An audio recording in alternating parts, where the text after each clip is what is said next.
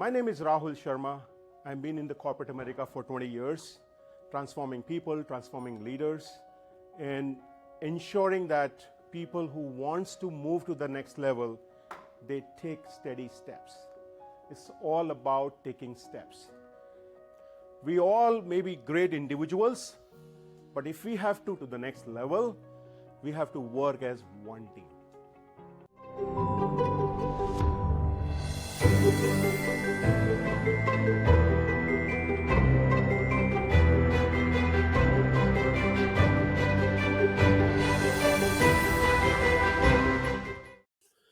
Before we get started, a quick note.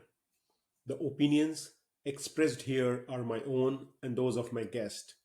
This conversation is intended for informational and educational purposes only. Always seek expert guidance for your unique situation.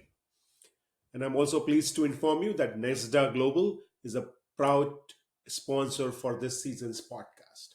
Thank you, NESDA.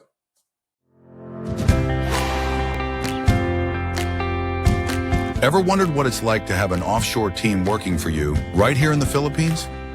I work with a Canadian client. NESDA provides me everything from workstation, a stable internet, and HR support, and a team that feels like family. Working with NESDA's workforce outsourcing team is fast-paced, exciting, at times challenging, but that's exactly what makes it rewarding. It's an opportunity to collaborate with people from diverse culture, gain new knowledge and skills, and be part of a team that supports clients across the globe. We are NESDA Workforce Outsourcing. Thinking of expanding your global team? Email us at contactus@nesdaglobal.com. Hello and welcome to another episode of The Climb, a Confident Leader podcast, where we share stories of leaders moving from invisible to becoming an influencer. I'm your host, Rahul Karan Sharma, and I'm here today again with an amazing guest who is an authority in organizational effectiveness and employee engagement. With over 3 decades of experience consulting for Fortune 500 companies, he brings unique insights into the critical yet often overlooked human factors that drive business success. And I can attest to it because I have reviewed and read his book, which we will be talking about today. He is an accomplished author of 8 books. I only read 1.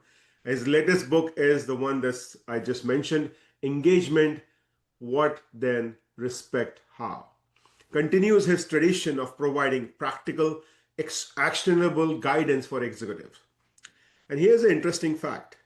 He grew up as an aerospace engineer. His education is not into management. He did aeronautical engineering from Cornell, and he brings an analytical yet human-centered approach to leadership development, which is very, very unique.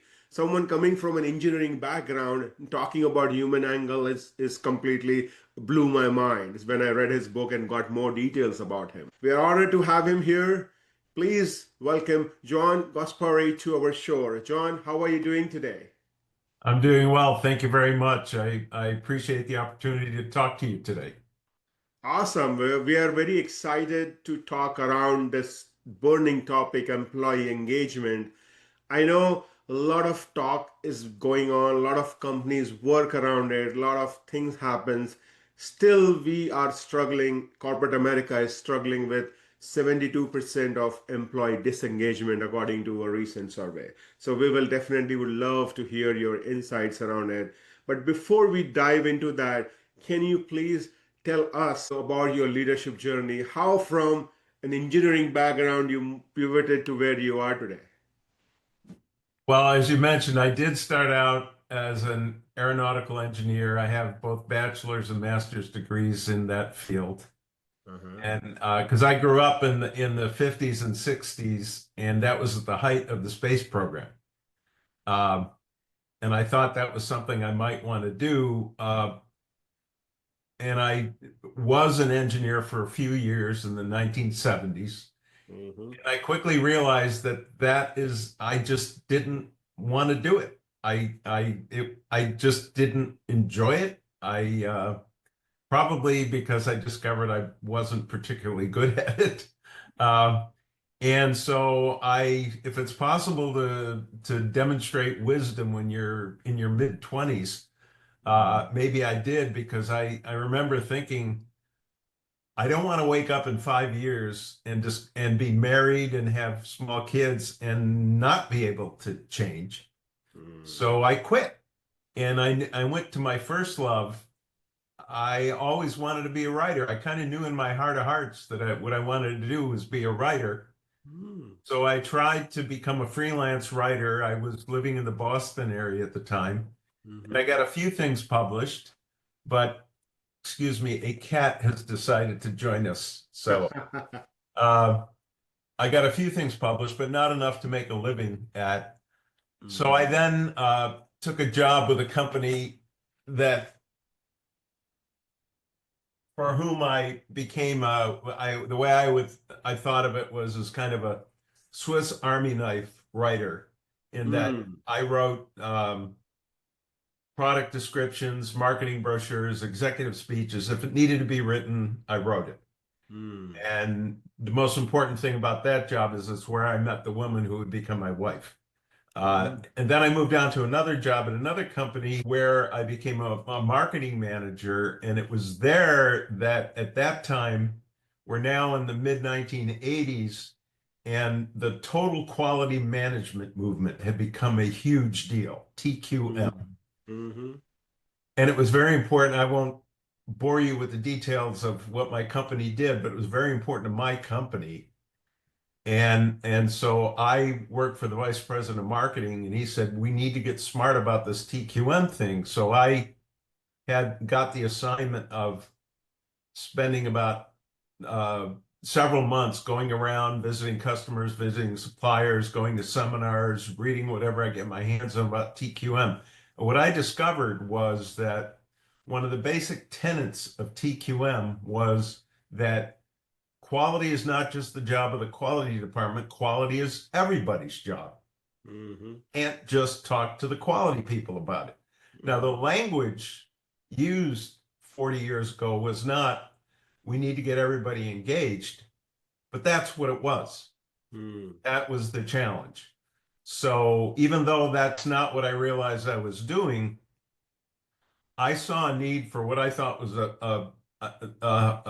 a book that told the quality message in very simple terms that was aimed at everybody in the organization. Because most of the books that existed about TQM were 500-page tomes full of statistical process control that everybody didn't need to know.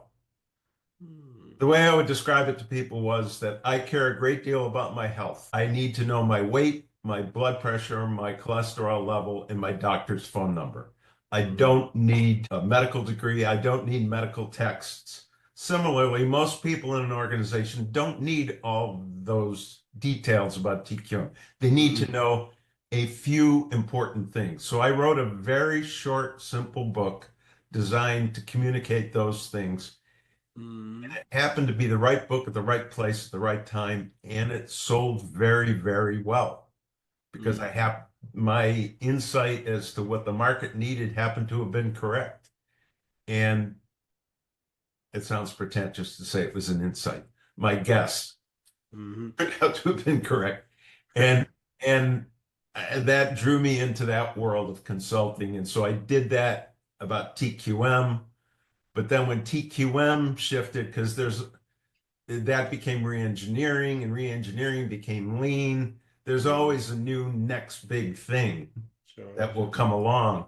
But in every instance, management, leadership has to answer two questions. What do we need to do technically, operationally? Those things are straightforward.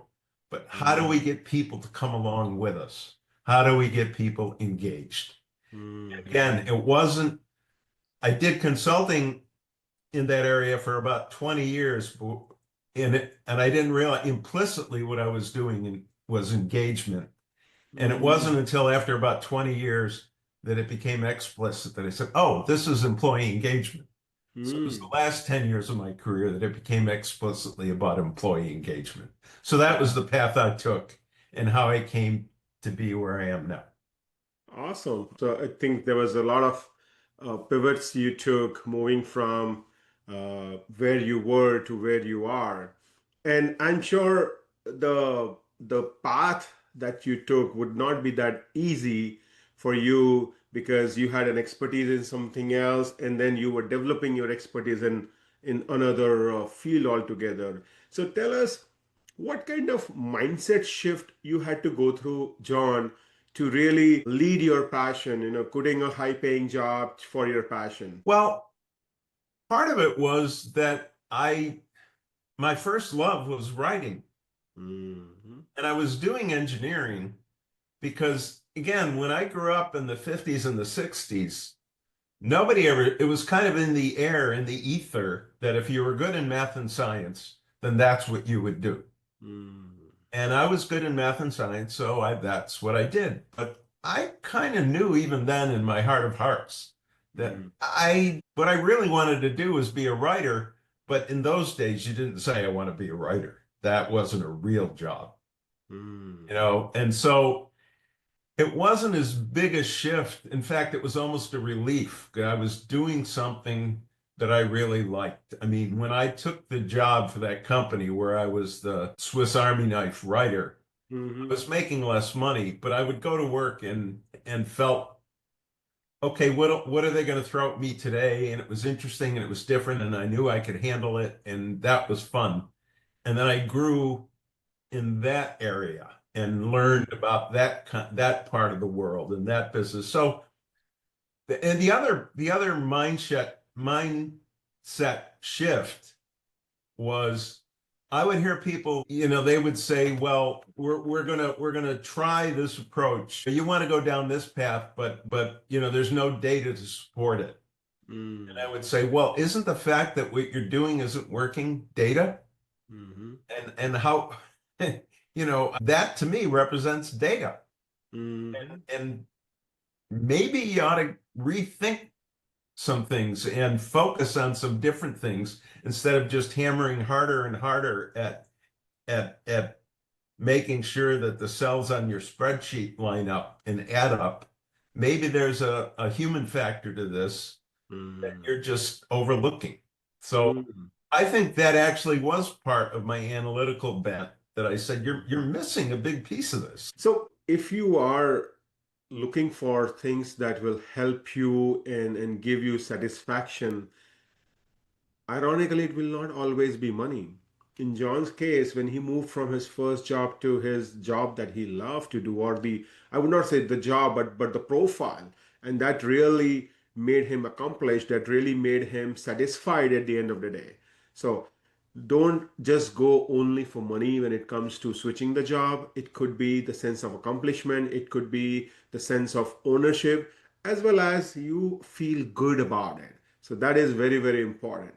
And John, so you have been working with organizations for long, and in your experience, what is the number one mistake our leaders make when it comes to employee engagement, and how they can fix it? I think an awful lot of the organizations have been trying to achieve higher levels of employee engagement for quite a long time now, at least a couple of decades. And they should be. That's a correct focus. That employee engagement is important. They should be going after. That's why the title of my book is If Engagement is the What, then Respect is the How. Engagement should be the what of what you're trying to achieve. They've been trying to achieve it. They've been falling short in many, many cases. And I think a big reason has to do with the mental model that they use for engagement. In a very common definition of engagement is uses a mechanical model of things coming together, of gears engaging. That's a perfectly valid definition. But what led people to what led people to undertake serious-minded efforts toward improving employee engagement was research that showed the significant business benefits that would accrue to them: productivity, profitability, employee retention rate, all kinds of good stuff. Mm-hmm. But the definition of engagement that was behind that research was a very different definition from mechanical connection. The definition behind that research was the extent to which individuals will invest incremental effort and energy on the task at hand. That's different from just coming together. That it may be related to it, but it's not necessarily the same thing. So what winds up happening, can I give you an example? Sure, sure. I had occasion once, I was doing some work with a vice president of HR on a completely different topic. But so I was in her office, and the next week she was having a meeting. I had nothing to do with the meeting, but she handed me a piece of paper. She said, "I'm having a meeting with my management team next week, and this is the agenda I've been working on. What do you think of it?" And I looked at it, and it looked good. It made perfect sense. But I noticed that on day 2 of the agenda, she had penciled in from, I don't know, 1 o'clock to 3 o'clock, breakout groups, breakout sessions. I said, "Okay, you penciled in breakout sessions. What are you going to be doing during those breakout sessions?" She said, "I don't know." I said, "Well, if you don't know what you're doing, why are you doing them?" She said, "Well, we have to do it. That's the engagement portion of the meeting." And to me, that was a very stark example that here she is, smart woman, accomplished woman, pulling together an expensive meeting. She's pulling together top people for 2 days. And for most of the 2 days, she was going to be just bombarding people with information. But she said, "Oh, we have to have engagement, so we'll put people in breakout rooms." And maybe that would be engaging, but it might not be. If while they're sitting in the breakout rooms, they're thinking, "Why are we doing this? There's no rhyme or reason to this. Nobody's gonna." That's the point. If it's just viewed as, oh, engagement, it means putting people in a room, that's misses the point. I write in the book, and I think one of the key lessons I try to get across to people is engagement is not what happens in the room. Engagement is what happens in the heads and the hearts of the people who inhabit the room. Sure. And you have to think through to that second step, or you'll just say, "Oh, 1 to 3 o'clock breakouts." And that is a small scale example, but extrapolate that out to the way engagement efforts are done large scale, and that's a big part of the problem. I think. Just bring people together and you'll have achieved engagement. Yeah. And I think people are just going in the bandwagon of employee engagement, being a buzzword, being the talk of the town.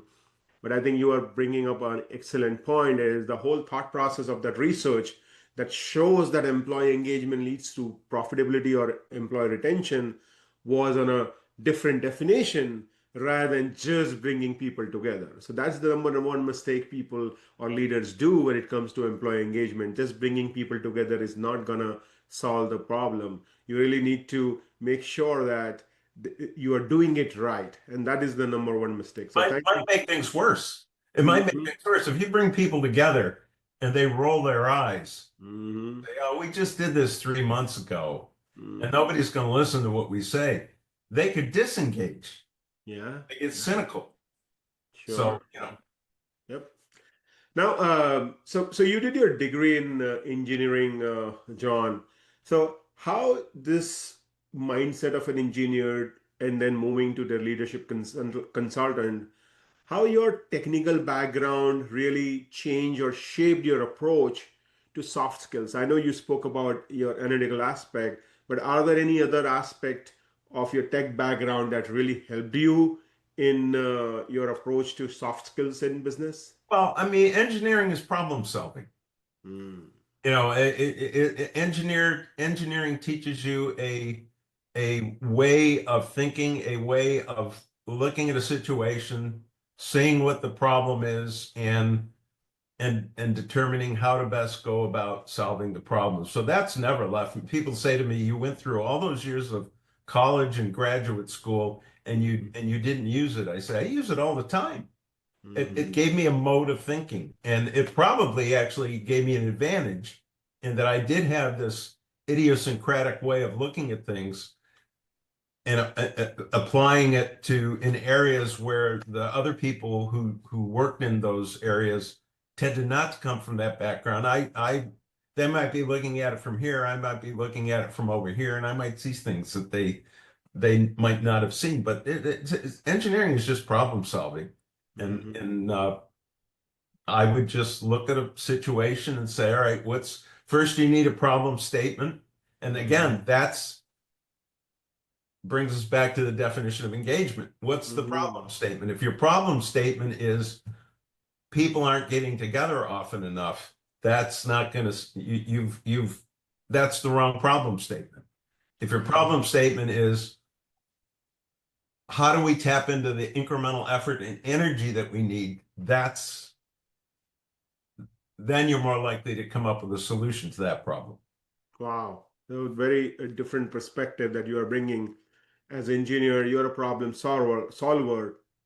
And when you're looking at these soft skills, people related skills, the number one aspect is to find the root cause, find that problem statement. That's how you're able to navigate to really come up with the right solution. So thank you for bringing that up.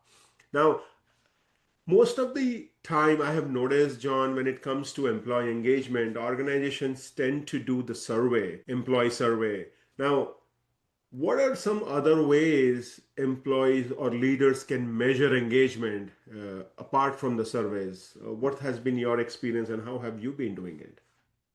Well, I do think that the surveying is one way. I do think that a lot of it just has to do with training leaders in how to, ironically, how to engage employees in conversation, not interviews, conversation. Teaching leaders how to have different kinds of conversation with employees to just get a better sense of the extent to which they are they are willing to go that extra mile is a cliche, but it's that, I mean, we all know, we've all had experiences on the job where we're working on something that we're really jazzed about. And we go to work in the morning, and before we know it, it's 5 o'clock, 6 o'clock, and we're on our way home. And we're thinking about the job on the way home, and we're eager to go to work the next morning. That's when you're engaged. We also have had experiences on the job where you're working on something that you have to do, but the time drags. And, you think you've been there for 9 hours and it's still 11 o'clock in the morning. And it's all you can do to drag yourself out of bed in the morning. That's when you're disengaged. And I'm not suggesting that leaders ask employees those questions directly, but it does have to do with leaders being more comfortable having conversations with employees to begin to tease out some of that stuff, that get a better sense of that stuff. I don't have a magic wand to wave over this, but you can, you get, another cliche is people talk about having a spidey sense about these things. And you can get when you're talking to somebody who's engaged and talking to somebody who is not, and who is kind of checked out. That's part of leadership. You can't wait. I belong to a golf course, and one of the things I do for my club, my golf course, is I do the annual survey. We just completed our annual survey, and I've just been doing the analysis, and I will give the results to our board of governors and to the various managers of the club. And that's great. But once a year, they get these data. That's great. But you don't want to wait once a year. And once a year ain't enough. If they're doing their job, they're much closer to their people than they're doing their That's kind of what I'm getting at. So leaders, if you're only relying on surveys to assess the level of engagement, you may not be doing things right. And what John is suggesting is those one-on-ones that you do with your people, that is the right way to really identify those signs. And disengaged employees, they give you a sign.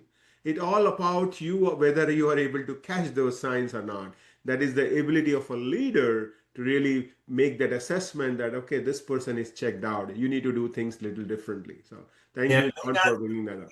a formal sit-down conversation with employees. It's, Mhm. are you as the leader fully engaged with your people? Mm. And it could be just sensing what people's moods are like as you pass them in the hallway. I mean, we'd like it all to be very precise and definable to 3 significant digits, but it isn't. There is an art to this, and part of the leader's job is for him or herself to be engaged enough with their people to be to get a sense of this. So Absolutely. John, when I was going through this book, you talk a lot about respect. And from your perspective, how does respect from leaders really help employees to gain that confidence, to build that trust in the workplace? definition of again, the title is of engagement is the what, respect is the how, and so it's saying is what you're trying to achieve is engagement. Then the single most important thing you can start with is manifesting respect, not just to everybody around you. Again, I don't know any other way to operate than to just. I think you should. One of the things I say in the book, the book talks about 4 intangibles: engagement, empowerment, trust, and respect. And I talk about trust and respect together. And where trust, I say, trust should not be given presumptively, but it can be earned. Respect must be given presumptively, but it can be lost. What I mean by that with trust is if I'm heading up a project team and there's a person on the project team with whom I've never worked before, and that person says to me, I will deliver X to you by Y date, I'm going to build in some checks. I'm not going to say, okay, and hope, pray that come Y date, it will have been delivered. It's not that I think it's a bad person. It's just that I don't know. I don't have a base of experience with this person to know. So I'm going to check. I'm not going to be heavy-handed about it, but I'll build in a couple of checks along the way. So I will not trust in that sense. Over time, if given a track record of repeated meeting of those expectations, then yeah, I may back off and say, all right, if she says Y date, fine, I don't need to check. So but I won't give it presumptively. Respect, though, you must give presumptively. As I've said many times, I cannot think of a more arrogant, pompous thing to say to somebody.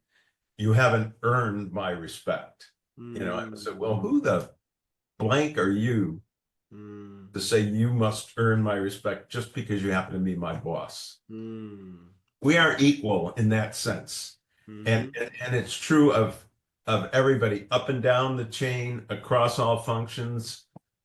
The barista at the coffee shop, and my definition of respect is giving due consideration to the other. And I also, nowadays, you have to be careful. I know the word other is a loaded one, but my definition of other in this context is everybody who isn't you. You should start out by saying, I must give you due consideration. And what I mean by due consideration, did I take a minute to think about that?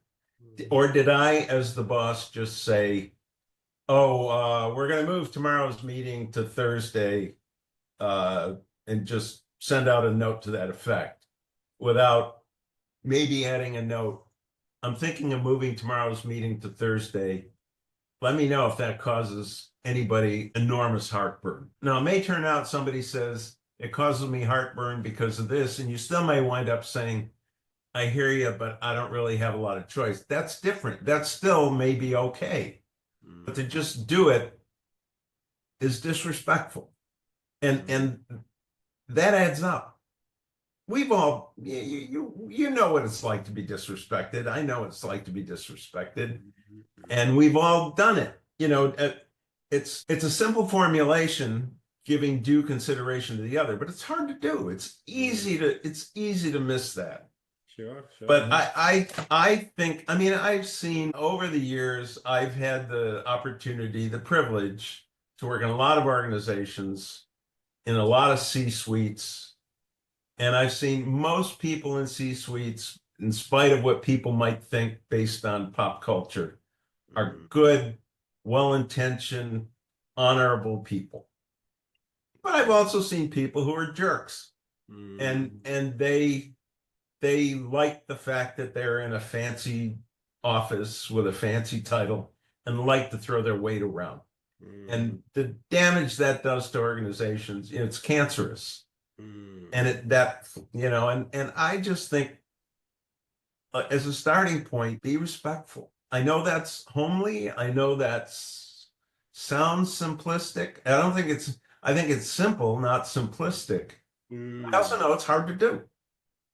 And the way you have described respect is giving due consideration to others, not just to your team members, not just to your leaders, but everyone that you are interacting with.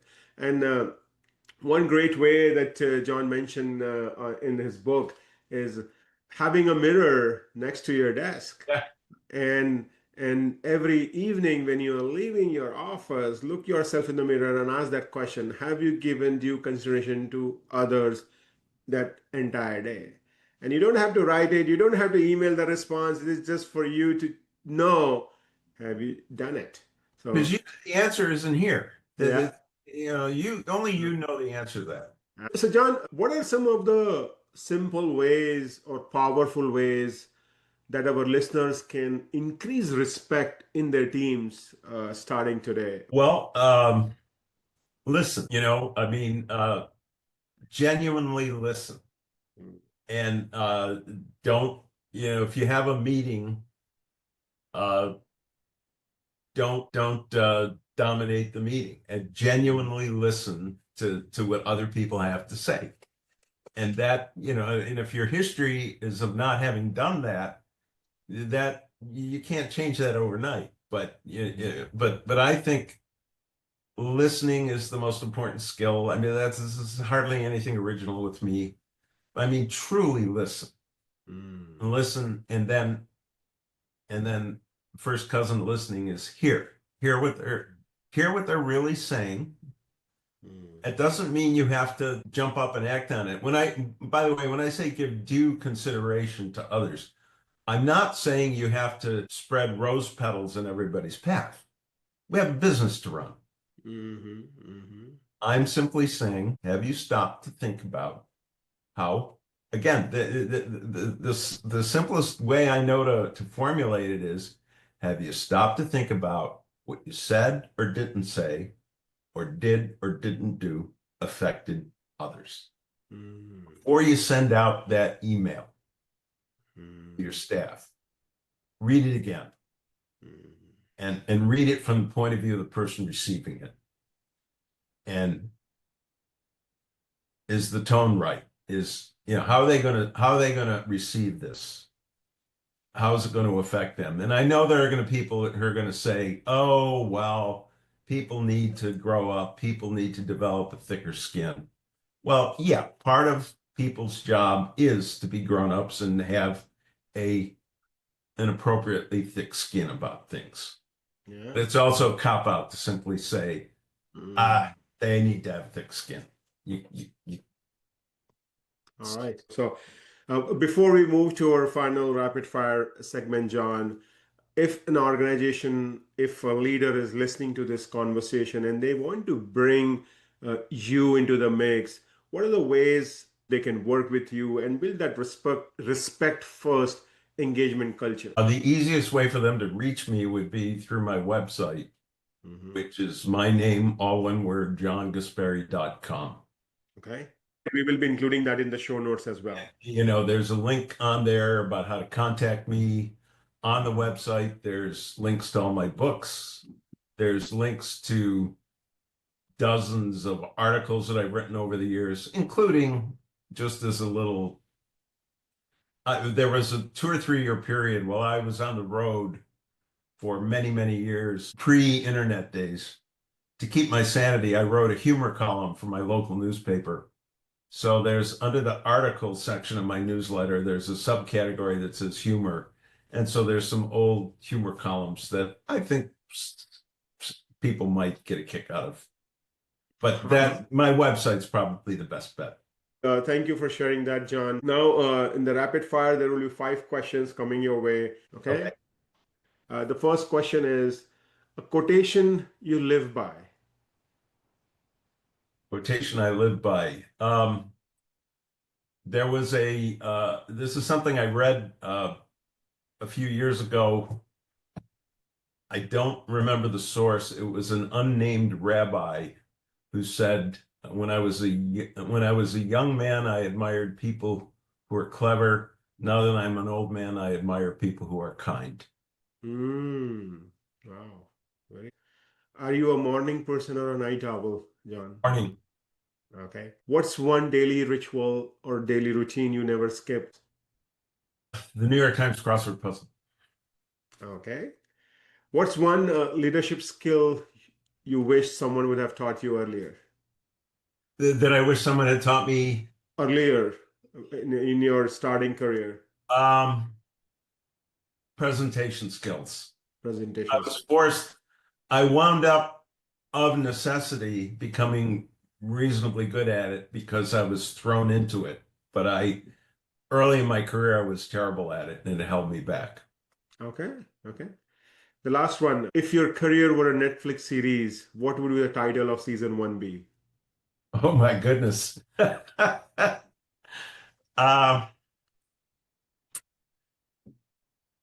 my career were a Netflix series, what would the title be? Aeronautical engineer, the flying public should be thankful. Oh, okay. That's a good one. Very unique. Thank you for sharing. Now, as a ritual, I always share my learnings from the show. There has been a lot of golden nuggets that has been dropped by John throughout the episode, but I have picked a few and I will share. And as you are listening and watching our episode, now is the time for you to mention what is your biggest takeaway from this episode. Please do not forget to pen it down. For me, the number one is it's not always about money when it comes to the job. You will get great money in many jobs, but you may not get the sense of accomplishment. You may not get the sense of pride, and you may not get the sense of ownership. So look for a job that helps you in giving those aspects that's making you fulfilled, making you happy, making you go to work every single day.